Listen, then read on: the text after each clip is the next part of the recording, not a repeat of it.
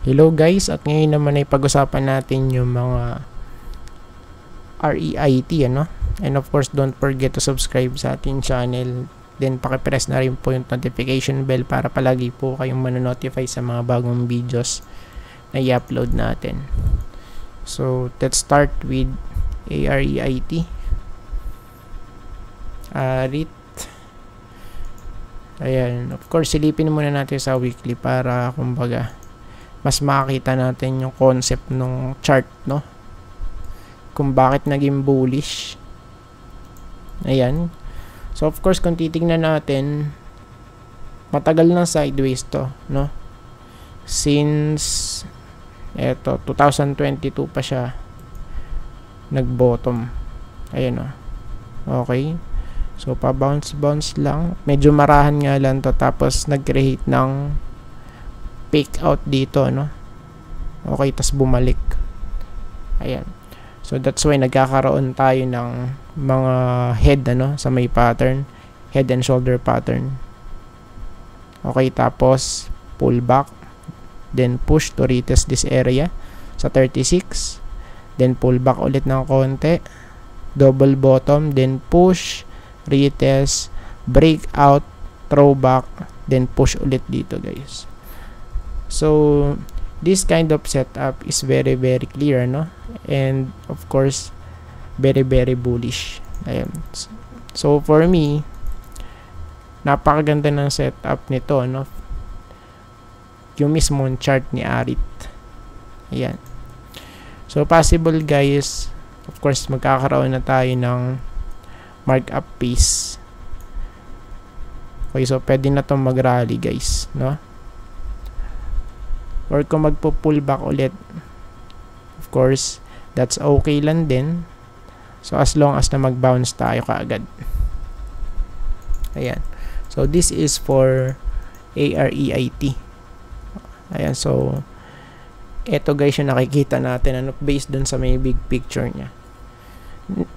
Next one, of course, si REIT or si REIT. Ayan, para mas mabilis nating mabanggit, no? So, for this one, still intact pa din yung trend line na to, which is good. Right? Ayan, no? Napaka-solid. Solid na solid, guys. O, diba? Ayan, no? So, for this one, of course, ang confirmation, yung breakout sa may ano niya. Ayan, sa may all-time high malapit sa 3, no? 2 point something, 2.94. So, ang pinakamagandang setup, just in case mag-breakout na ganyan, then ganyan, of course, throwback, then push. Or, mag-build ng ano rito, guys, no? Ng support. Okay, tas mag-breakout na ganun. Ayan. So, this is very clear. Nasa ano na to, no? Nasa uptrend na, guys. Okay, ayan, no? So, uptrend siya. Ayan. And of course, dito sa may ano niya, V-shape recovery kasi ito, ayan, no? Diba? Of course, yung ano niyan, yung mismong target, yung height. So, pagka sinukat natin yan, so at least dapat mahit yung 3. Ayan. So, at least 3. Hindi kailangan na super exact ano pagka nagsusukat. Ayan. So, at least malapit dun sa may 3, guys. Ayan, no? Next, RCR. Check natin RCR.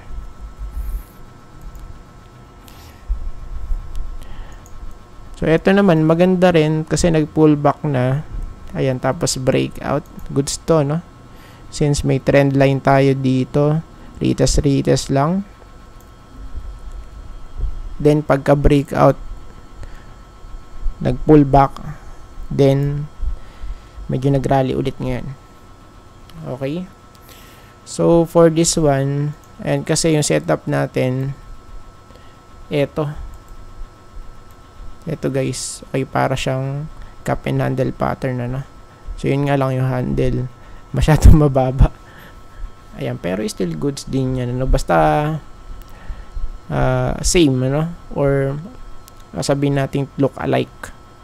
Okay, then yung neckline, of course, ito. So ito guys yung magsisilbing ano natin, neckline. And yung target dyan, yung height. So from here sa may neckline, so ang nasukat natin dito, no, 6.5. Ayan, so pagka na-hit, goods na yan. So kung kung mag-take profit, of course, hindi masama. Pero kung long term, edi goods din, no? So ngayon is, yeah, medyo siya, goods, ano. Parang susunod na to kay kay Arit yung chart niya, ano. Yung niya, yung mismong itsura. Ayun, kasi nag-breakout na dito sa may sa may trend line natin. Goods yan. Emrit. Yan, i-check natin yung medyo eto, 'di ba? So yung natin kanina, RCR, nag-breakout na sa may trend line, pero eto lagging, ano. Okay, pag sinabing lagging, pwede nahuhuli, of course nahuhuli siya, no? So maybe pagka na to, marami ng nakabili, guys. So ang tingin ko ang mangyayari, so breakout, okay, tas retest dito sa 14, then throwback, then breakout. Ayan. So kung mag-hold dito, nasa may support niya malapit sa 12.7. Ayan. So far, sideways to kasi triangle pattern siya. Cute, ano? Cute yung chart niya. Ayan, pero mas magiging cute yan pag nag-breakout. Of course, sa taas, hindi sa baba, ano? Ayan, no? Goods, yun nga lang, wala pang breakout. Much better at mas safe kung makakapanik dito sa may resistance, of course. Parang yung sa RCR lang. Sa RCR nga ba, yung kanina nating nakita. Ayan, no? Goods. May paggagayahan na tayo ng mga same patterns, ano? Ayan. Tapos, Pirit. For Pirit, so since medyo hindi natin ma-identify yung dito, yung itsura, mahirap mag-imagine, ano? Pwede punta tayo sa daily chart. So far so good. Right here, we have a triangle pattern. Okay, tas ngayon is medyo breakout na nga dito, ano? So yun nga lang, ang natin dito, concern natin, eto, yung resistance dito, guys. Ayan, pero I think goods to. Mukhang maganda na itsura niya, ano? So malapit na to, guys. Susunod na to, I think. Solid siya. Nag-hold tapos hindi nag-create ng mga lower lows, ano? And kabaligtaran, higher lows, since triangle pattern kasi ito. Goods. So of course, for me, in my opinion, much better yung price kung ganito yung mangyayari. Ganyan, tapos ganyan, then ganun. Okay. Since triangle pattern to. Ayan, tas ganyan, tas ganun. Same lang din, ano? Ayan, basta mag-hold. Ayan, tapos yung last, Birit. Check natin yung Birit. Check natin. Ayan, ano ba nangyari dito?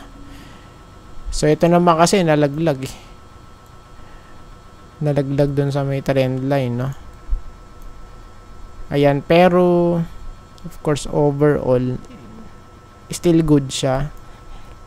Kahit burahin natin yan, sa unang tingin pa lang, maganda itsura, no? Since meron tayo dito mga higher lows. Low, higher low, higher low, diba? Higher low, higher low, higher low. Tapos flat dito. Since sideways siya right now, no? Ayun, no? Sideways siya. Sideways. Diba? Of course, yung ano dito, yung pinaka-confirmation, pagka nag-breakout, same setup lang. So, pagka nag-breakout, then throwback. Okay, pagka nag-hold, ayun na. This is the time na goods na siya, no? Then, boom. Ayan. So, ganito yung ano natin, na-expect natin na magiging ano niya. Kasi, halos pare-parehas lang naman din kasi, di ba? Yung setup. So, for this one, yung confirmation na magiging ano to talaga, bullish,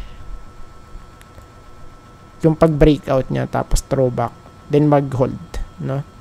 Then, yun na. So, the rest is, ano na, history.